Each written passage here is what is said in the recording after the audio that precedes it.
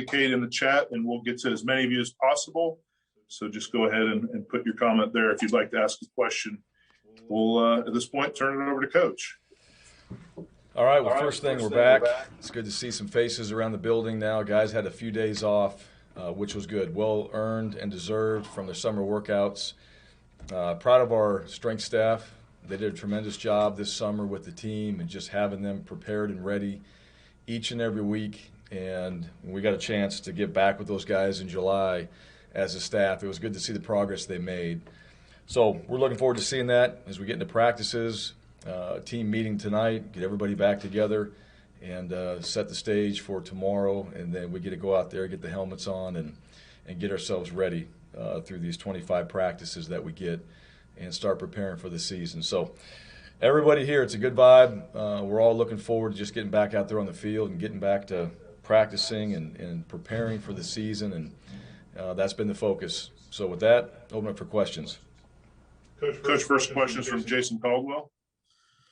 Bryan, for you guys, you talked about competition a lot, but I guess everybody kind of focuses on quarterback, but you said, hey, everything's open, everything's a competition. How important is that going into really your first camp, but any camp, to go, hey, everybody's got to battle and prove it?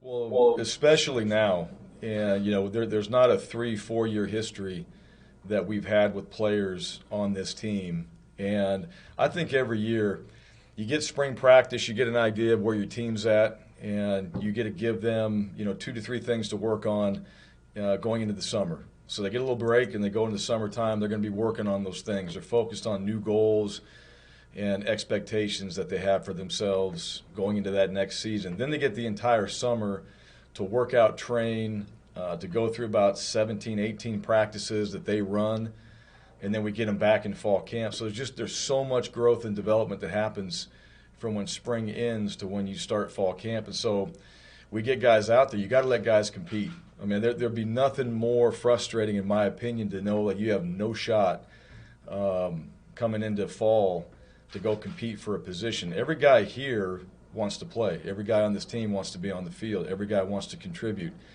And so they're going to get their opportunities to do that. They got to make it count.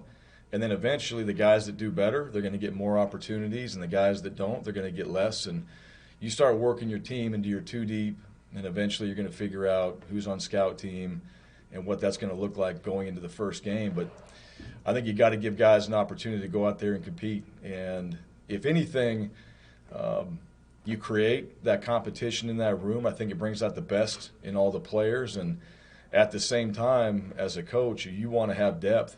And competition creates that. So now if something happens or if a guy deserves to play, you try to find a role for him on the team so that he can contribute. And to me, that's the fun part of having the chance to compete. And ultimately, at the end of fall camp, you have a deadline, September 4th, and we're playing Akron. We get to go compete against Akron. So you want to be building that within your team, so when it's time to go out there and play, we all understand what that means. And we get the best players on the field, the guys that have earned it and deserve it, and that's really how things should be, right? You earn it, you get your opportunities, and you're the best, then you're going to have the chance to go out there and play and be on the field when it's game day. Next is Tom Green. Hey, Bryan, this kind of happened in the week or so since we last spoke to you, but as someone who's coached at Texas and now is entering your first year in the SEC, just wanted your thoughts on Texas and Oklahoma coming to the league. When are they coming to the league? A couple of years at least. 2025, right? Yeah. Okay. Well, I'll give you my opinion, but right now, not my biggest concern. All right, with Texas and Oklahoma, but I did see that is big news, and that's something that I think says a lot about the SEC. Is really what it does, and you've got 2 really good programs that have done well for themselves. I was at Texas, so I've got a chance to experience that and that brand. And then obviously have the chance to play Oklahoma and watch them over the years. So I think that says a lot about the conference. I don't know all the details of it, but we're going to welcome them in, and we'll certainly be seeing them like we have already in the recruiting trail and things like that. But when it's time to go out there and compete against them, I think it's going to make the conference, the SEC conference better. And, as being a part of it right now, and knowing that change was going to happen at some point. I mean, I think we all felt that way, and this is a part of it. Where it leads from here, who knows? But, that's for Greg and everybody else making those decisions. But, when it's time, we'll be ready. Next coach is Mark Murphy.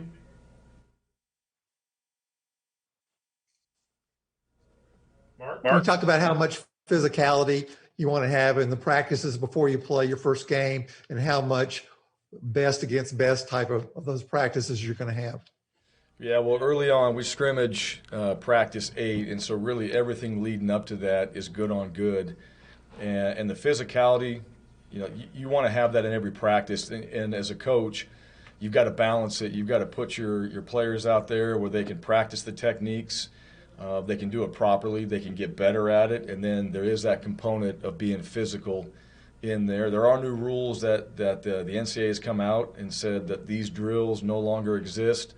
There's new rules for helmet, how many helmet practices we're having. So we're able to adjust to that in this camp. And I think for a lot of us, I know I've done it in the past, probably a lot more like the model that the NCAA suggested, so that's not too far off of what I've done. At the same time, every practice you're maximizing. This is a physical game, and I think a big part of this game is toughness. And so how you create that, how you practice that, and then how you do it in a way where your guys are able to get to the game and still be fresh and ready to play. So that's really about your team. I think a lot of it goes back to your conditioning in the summer. Where's your team at? How conditioned are they? How fast can we practice? How focused are we at practice? I think when you have a team that's extremely focused, you're working the techniques, that physicality component will be there, but it's there because they're practicing properly. And if not, you're going to have to get out there and work on some of those things live a little bit more. So that's going to be really for us to decide as we go through these first few practices. Where are we at? How much of this do we need? And every camp, it's not cookie cutter. You have your plan, but you got to be able to adjust with your team, and really it comes back to just how your players focus, practice, and do it each day. Next is Brian Matthews. Yes, sir, Coach Harsin. Who will be competing at left tackle and right tackle for you guys during preseason practice? How close will we be watching those two competitions? Yeah, I'll be watching them. Who that is right now, I don't know. I mean, I know who it is, but we're gonna have a lot of guys on the O-line crossbreeding. Let me just say that, playing some guard, playing some tackle, and letting those guys all compete.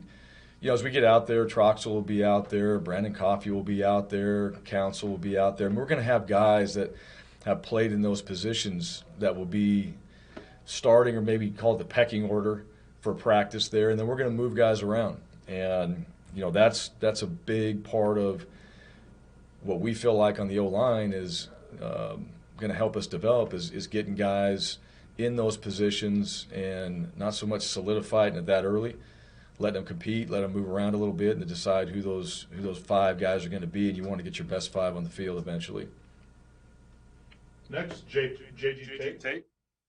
Yeah, question about your defensive backfield. You've got so many guys who have been starters, who have played a lot. I know that's great for camp to have that much competition, but when we get to the season, do you think there's going to be a lot of rolling and rotating back there more so than we've seen in the past? Yeah, I don't know. I hope so, and I hope there's the opportunity to do that. Let me say that. And that means, again, that we've got really good players. We're able to create competition throughout camp. They're all deserving to play, and then those guys are going to have their roles on defense. Those positions are going to have roles on special teams, which is huge. That'll make a difference in the game. But we got to see some of these new guys that have come in as well, and just where are they at? Get a chance to get on the field with them, get a chance to work with them. What is their retention from practice to practice? I think that's one thing that really stands out, and that's an important factor, because as we get into spring practice, you're able to control that. You can speed it up and slow it down based off your team. In fall camp, early on, you have the chance to do that, and then that deadline is coming, and so things start to pick up very quickly. And then game week, it is There's no going back. You've got to be able to continue to keep moving forward. And I think a big part for everybody, when you have that type of competition and those type of players is, all right, who can retain, who can execute, who can do it consistently, all right, throughout that practice, and the next day repeat it and come back and be able to do that again. That remains to be seen. We got a chance to see some of those returners in spring, but some of the new guys in there as well that have played and have experience. We got to see those guys in camp. Next, Nathan King. Hey, Bryan. Bo told us at SEC Media Days that Demetrius Robertson was still finishing up some classes to finish out at Georgia. Has he been able to report on time, and has everyone else on the roster reported today? Yeah, so they have. And his situation, he will. So he's right there. No, is he going to be here today? No, but he's very close. Let me just say that. Bo is exactly right on that, finishing up a few things. And so just from the academic standpoint, just kind of making sure that we have everything all buttoned up and good to go. So once he gets here, and we anticipate that to be very soon, hopefully tomorrow, and have him out there for practice, if not in the next couple days. But he's close. He's been working hard. He's staying on top of it, and I appreciate that about him. This is really important to him. He's an older player. He's mature. So those things, we all feel very good. We just, like everybody, want to get him here, want to get him started as fast as possible, and we're hoping that tomorrow we get a chance to do that. Next question, Brian Stoltz. Thank you, Kirk. Coach, with Tank and Sean being the only guys in the running back position that kind of have experience, how important is the development of Jarquez and maybe some others for added depth at that position? Yeah, Jarquez, Jordan Ingram, those guys that are here right now. And Jarquez has had a really good summer. He's obviously inexperienced when it comes to being out there at practice. We know that he's a young guy, but he's very strong, tough, works extremely hard. So he's got all the qualities that you want in a player, all right, and certainly at that position. But Tank and Sean, both those guys, I thought they excelled this summer. I thought both of those guys, as leaders on the team, really stepped up. This is important to them. It's good to see two good players really working with each other as well. I mean, they both know they're going to play. They both know that they're going to have impacts on this team. And then, yeah, you got to get somebody, Jordan, Jarquez, some of the other guys in that running back room that are going to need to step up, because you want to have, you always want to have all your guys there, but especially at that position, you got to have depth. You got to have guys that can get in there. And even if it's a specialty role and it's one or two plays or this is what they do, that still makes a huge difference in the offense. And, we'll see. We'll see with the new guys what they're capable of learning and retaining and what they can handle through camp. But I think from what I've seen physically, those guys had a really good summer. They're capable of doing it now. Now we got to go out there and apply it to the field. Jordan Hill. Hey, Bryan, we talked back in the spring sort of about you and Coach Bobo working together on what the offense would look like. Just what has it been like between the two of you sort of figuring that out these last few months in preparation for the fall? Yeah, a lot of really good conversations just about philosophies. And he and I both, we've done this for a while, and we both have things that we really like, and they're very similar, but it's not so much about the plays. I think we can all decide, hey, this is a good play. This is what is going to work against a lot of different defenses. It's how do you teach it, right? What's the progression that you're teaching that particular play? What are the details of it? To me, that's where not just Bobo and I, but the entire staff, because everybody's in there, right? All of us are smarter than any one of us. So you just sit in there and let people ask questions like, why'd you do it like this? Where did you learn this from? What about this? And that takes time, but it also gets everybody in that room as you're developing something new. And that's exactly what we're doing. We're developing something new. We're taking a blend of things and putting it together to create the Auburn offense. And everybody knows that. So what does that look like? We've identified that. What does that mean to our players? We've identified that.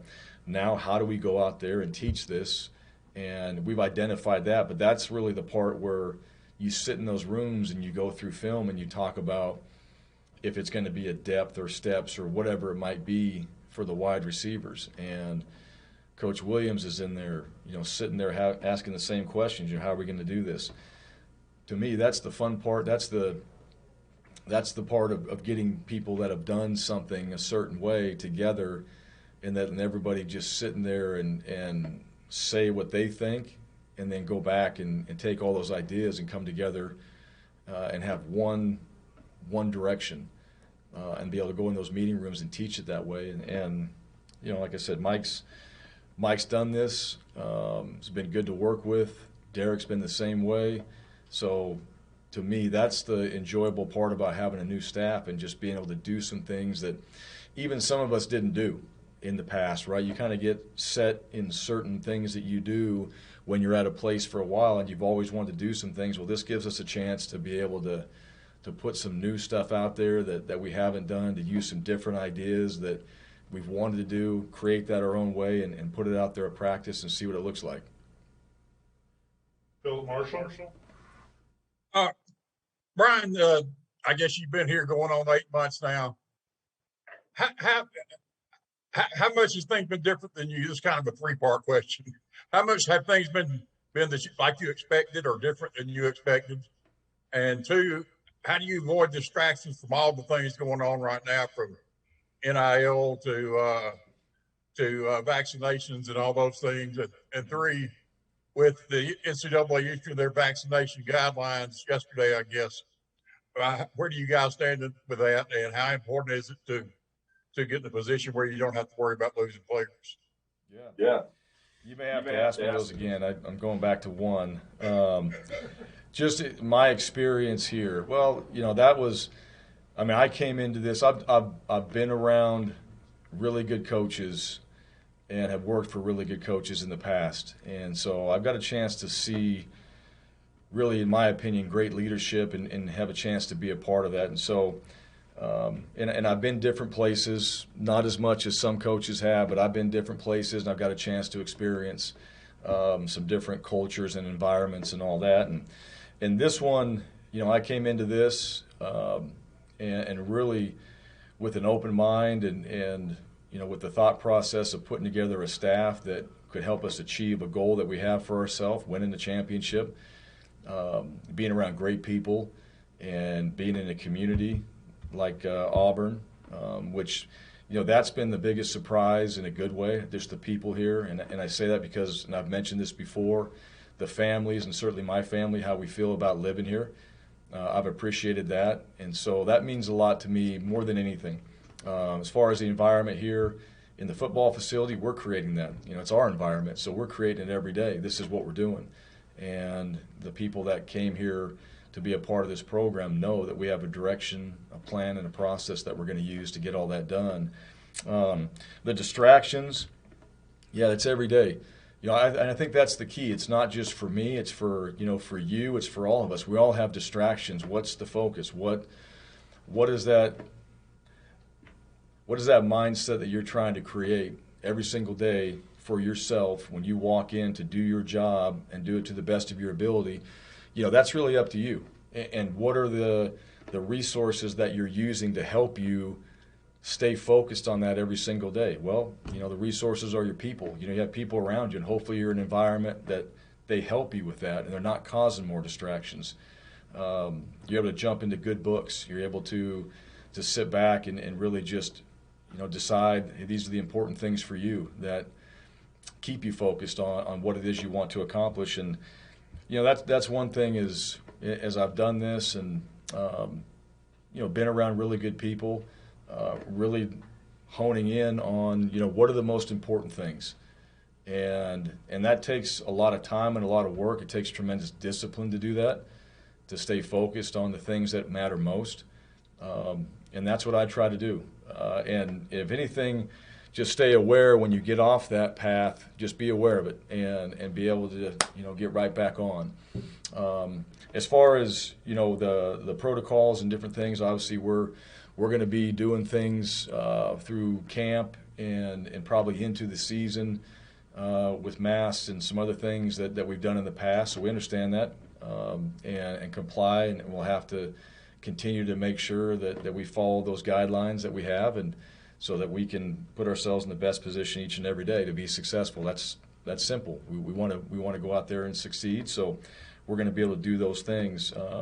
We've improved, in our area with this team of the vaccinations and where we are right now. The education continues, and I said that before, and that hasn't changed. So right now the goal is we get started and we're going to be prepared for September 4th, and that we play and that we have a great experience, and the guys that are here and the people that are a part of this program have a chance to go out there and experience all the things that Auburn football provides, the Tiger Walk, the game day environment, rolling the trees, all those things that come along with it. I fully expect that. Excited to be a part of it, and our team does as well. Bill Cameron? That's a much better job than doing multiple part questions, Coach. You really took advantage of the first year of immediate eligibility with the transfer portal to fill some needs. Who of those guys have caught your eye that you're excited about seeing, feel can help the team? And how big a factor do you think the portal is going to be from this point on? Well, I would say all of them, not to single any one of them out because they're new, and they've done a really good job this summer. I think all of them. They all came here for a reason. We expect them to play. I said that before, and so every single one of them has caught my eye in different ways. And the one thing about all of them too, this is you're coming here to be a part of this program, but you're coming in here to compete and play, and that's one of the things about the transfer portal that I think is very clear. When guys leave, there's a reason. They want to play and they want to be a part of, maybe something different, whatever that is. But I think that's not anything that's going away. That's going to be something that everybody's going to continue to use in the future. And I think the biggest key with the transfer portal is you're going to find good players. You're going to find really good people. You're going to find those players that fill needs for you, that can come in and play, that are going to see opportunities in your program, that are going to want to be there and want to be a part of that.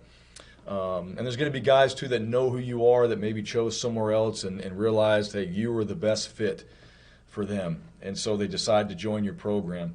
But at the end of the day, I think we have to continue to keep educating these players on there's only so many available spots. And, you just got to know if you make that decision that you're going to leave somewhere, all right, know what you're getting into. And I know that's been something that, we've talked about in our conference, and just something that I think as college football, we have to keep educating players on, when you make that decision, there's a lot of still unknowns when you put yourself out there. And the goal always is you bring your players in, you spend time developing them.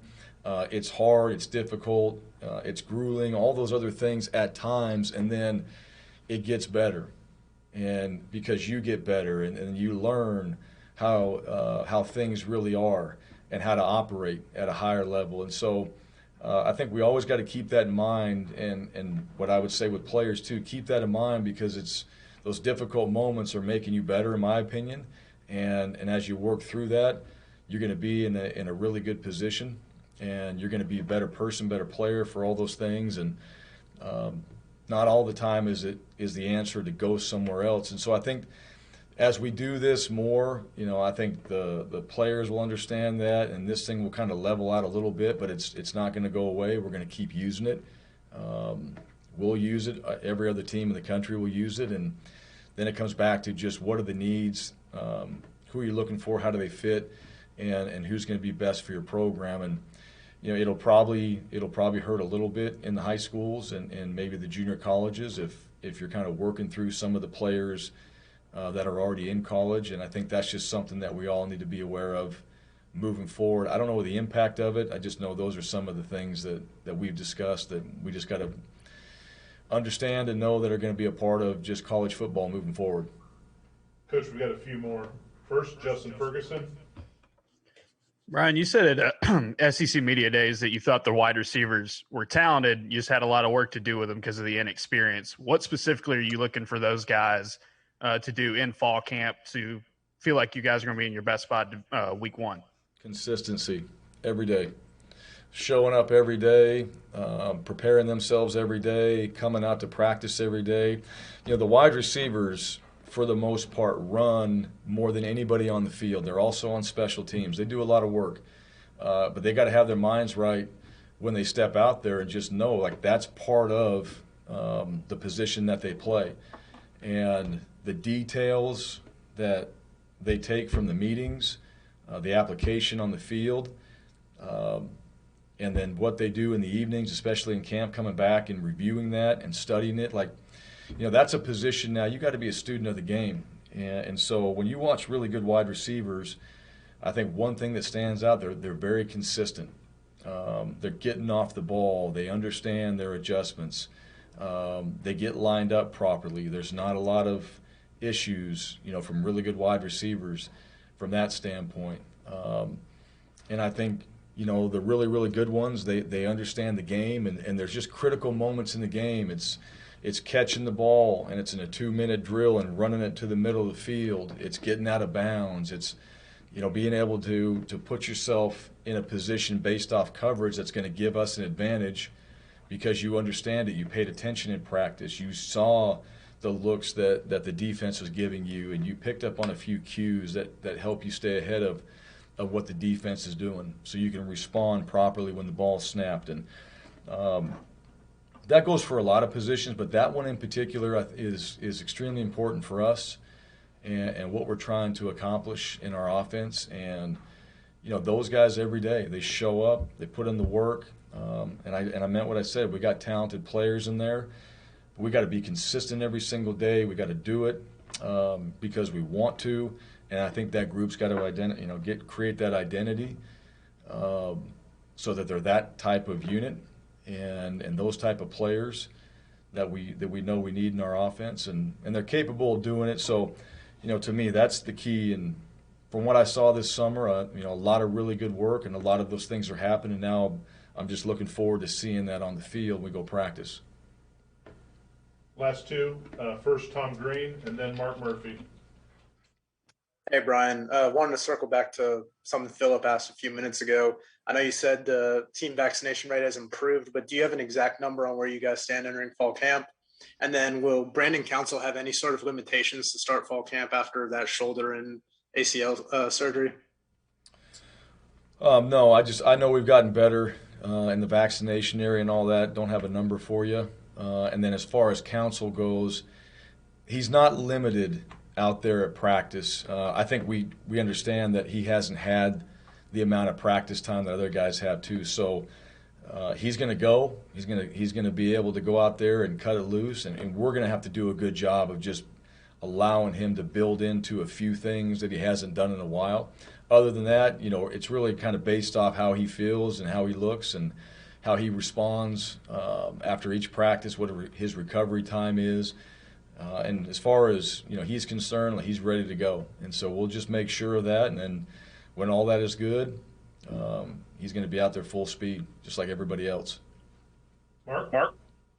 Yeah, is there a comfort level having guys like Jacoby and Owen back as returning starters at linebacker, guys who can really run, considering you guys are going to face a lot of spread offenses this year, quick offenses? Yeah, absolutely it is. And I've seen those guys play. I've obviously worked with them in the spring, and then this fall camp, it's going to be good to get back out there and have more experience with those guys at that position. But anytime guys have played, and you can go back and review the film, and there's a lot of coaching that happened from last season also. So these guys are better players. They've learned, and they've been in this league. They know what to expect, and you're right. The way the offenses are, they're spreading it out. They're going to try to get the ball, quick throws, and in space. And so when you got guys that can close space and distance real quickly, and those guys can do that, you're going to eliminate the run after catch. You're also going to get yourself in a position, too, you can make a play on the ball, and both those guys are able to do that. Now it's just a matter of getting them back out there again, getting better at the schemes that we've already installed in the spring, stuff they've worked on this summer. I know they've improved in those areas, and then letting them go out there, and obviously that part of their game is huge with the teams that we're going to face. All right, Coach. Appreciate your time today. Thank you very much. All right, thanks, guys.